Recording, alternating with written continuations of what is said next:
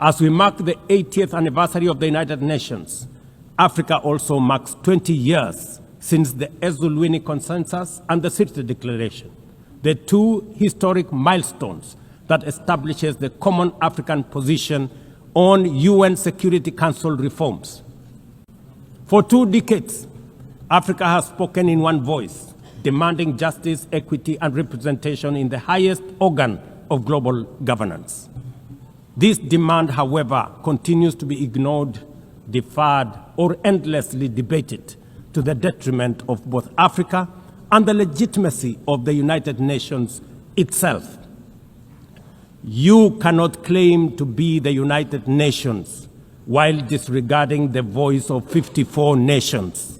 It is not possible.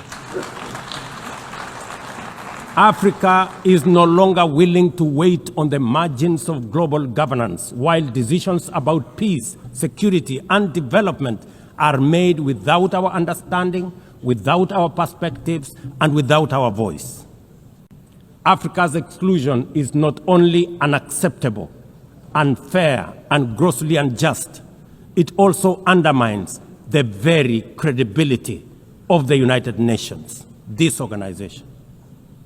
Africa dominates most of the Security Council agenda, provides some of the largest contingents of UN peacekeeping forces, and bears the heaviest costs of instability. Yet we remain the only continent without a permanent seat at the main table where decisions about our destiny are made. Africa deserves, ladies and gentlemen, at the very least, 2 permanent seats with full rights, including the right to veto, and 2 additional non-permanent seats on the United Nations Security Council. The world must understand that reforming the Security Council is not a favor to Africa or to anybody. It is a necessity for the United Nations' own survival.